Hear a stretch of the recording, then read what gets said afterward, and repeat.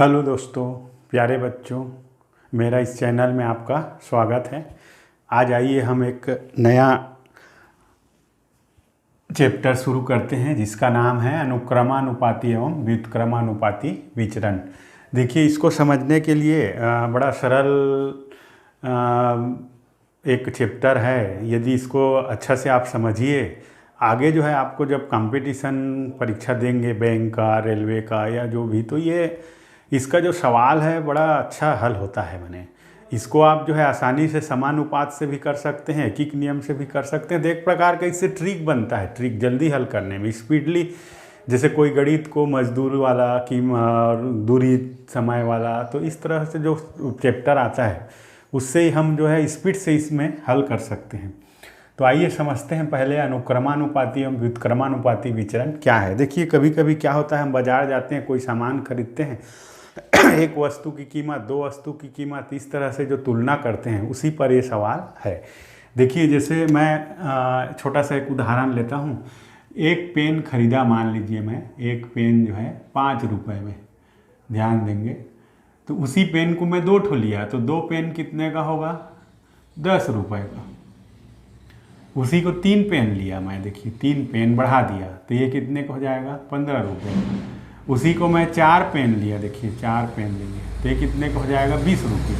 तो यहाँ पे इस सवाल में आप थोड़ा ध्यान देंगे गौर से। मान लीजिए मैं इसको एक राशि और इसको दूसरी राशि बोलूँ, तो समझिए जैसे जैसे हम पेन का संख्या बढ़ाया मैं, तो वैसी वैसी रुपया भी बढ़ा। पेन की संख्या कम करूँगा तो रुपया भी कम होगा। तो इस प्रकार का कम ज़्यादा होना एक राशि और दूसरे राशि में, इसी को विचरण कहते हैं, वेरिएशन। तो देखिए, 2 प्रकार का विचरण होगा, एक अनुक्रमानुपाती और एक व्युत्क्रमानुपाती। तो अनुक्रमानुपाती क्या है? देखिए, जब हम एक राशि को बढ़ाते हैं, संख्या को, तो दूसरा राशि भी ऑटोमेटिक बढ़ते जाता है।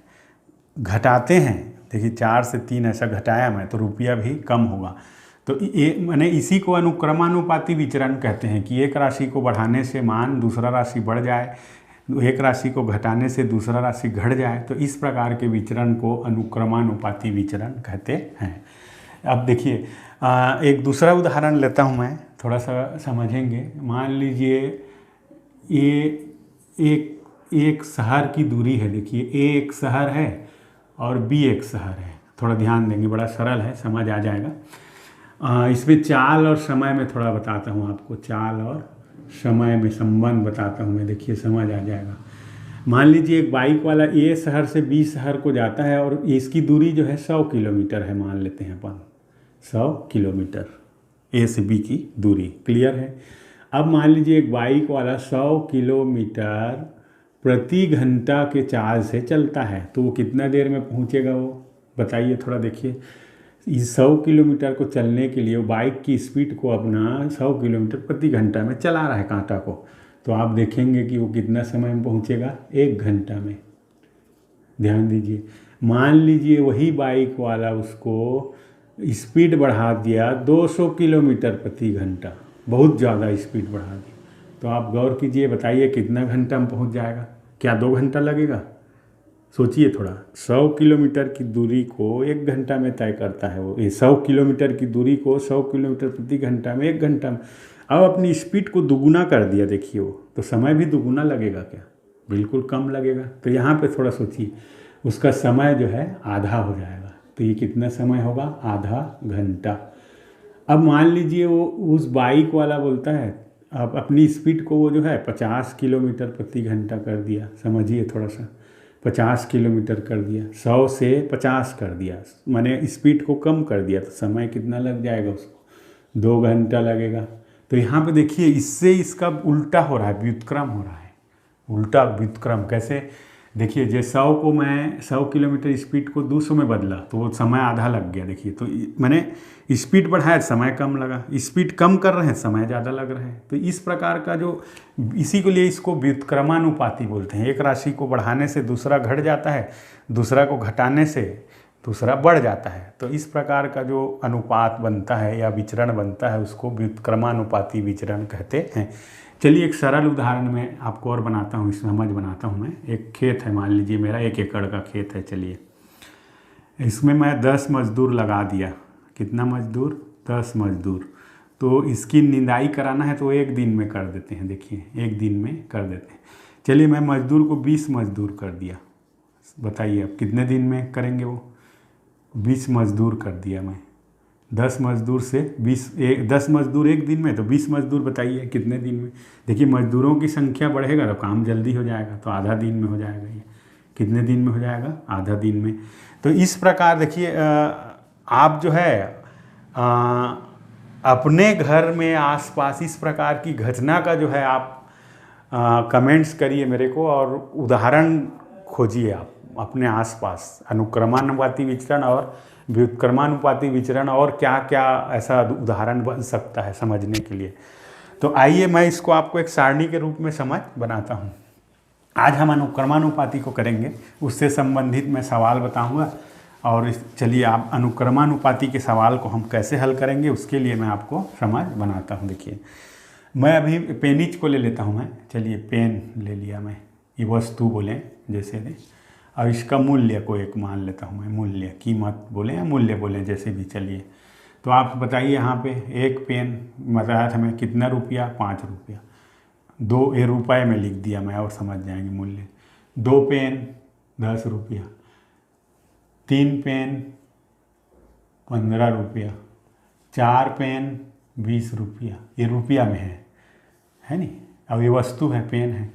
तो आइए इसका जो है हम अनुपात करके समझते हैं। देखिए जैसे मैं बोलूँ x1 है, ये y1 है, x2 माने इसको y2 माने, x3 माने y3 माने, तो ये अच्छा समझ बन जाता है।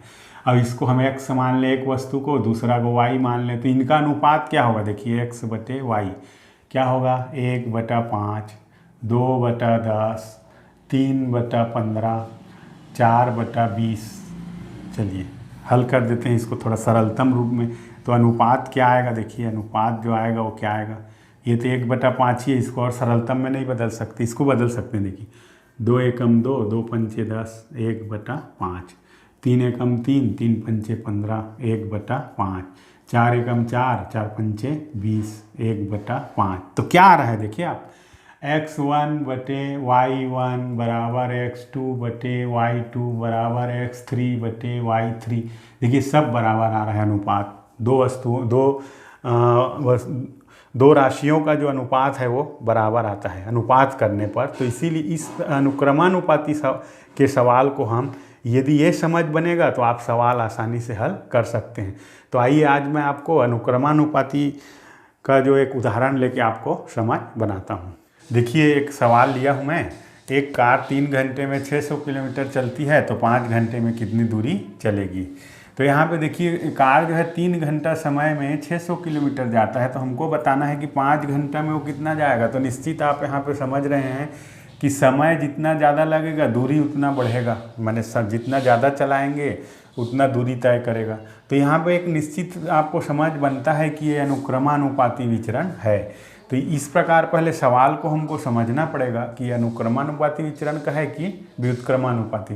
तो हम जो है यहाँ पे साफ स्पष्ट होता है कि 3 घंटा में 600 किलोमीटर, तो 5 घंटा में ज़्यादा चलेगा, निश्चित है। समय बढ़ाएंगे दूरी बढ़ेगा, निश्चित है। तो आइए इसको हम एक सारणी बनाते हैं ऐसा। समय देखिए मैं लिख दिया समय, तो समय जो है कितना लग रहा है 3 घंटा में, कितना दूरी कितना चल रहा है, वो दूरी जो है 600 किलोमीटर। देखिए अब क्या है 5 घंटा में कितना किलोमीटर, x किलोमीटर। हमको क्या करना पड़ेगा, मानना पड़ेगा, मान लो इसको मान लें चर राशि, क्योंकि अज्ञात है। तो अभी हमको मालूम है कि अनुक्रमानुपाती विचरण क्या होता है, x1 बटे y1 बराबर x2 बटे y2। माने इन दोनों में जो अनुपात होगा वो इसमें भी अनुपात होगा। तो उसी को एक ट्रिक बोल सकते हैं इसको। इस ट्रिक से हम इसमें जो अनुपात होगा माने 3/600 बराबर, उसमें इसमें भी ये बराबर अनुपात होगा 5/x। ये देखिए ये आपको बनाना पहले आना चाहिए। चलिए आपको मालूम है या तो इसको पक्षांतर बोलें या तिर्यक गुणा करें, तो तिर्यक गुणा कर देते हैं तो 3 गुणित x हो जाएगा जी, और यहाँ 600 गुणित 500 हो जाएगा जी। चलिए इधर कर लेता हूँ मैं, या 3 को पक्षांतर करें तो इधर बच जाएगा x बराबर 600 गुणित 5, ये पहले से है, और इधर आके क्या हो जाएगा, भाग में बदल जाएगा। तो 5 एकम ये 3 है जी, ये 3 को पक्षांतर करेंगे तो ये 3 हो जाएगा जी। यहाँ पे ध्यान देंगे 5 पहले, ये पहले से है नहीं, थोड़ा सा गलती हो गया था। चलिए कटेगा, ये देख लीजिए 3 एकम 3, 3 दूनी 6, 3 शून्यम 0, 3 शून्यम 0। देखिए तो क्या बचा, x बराबर 200 गुणित कितना 5, गुणा कर दीजिए जी। x बराबर 5 शून्यम 0, 5 शून्यम 0, 5 दूनी 10, 1000 किलोमीटर आएगा, बराबर 1000 किलोमीटर। कितने में, 5 घंटे में। तो ये निश्चित है, देख लीजिए अनुक्रमानुपाती का सवाल है ये।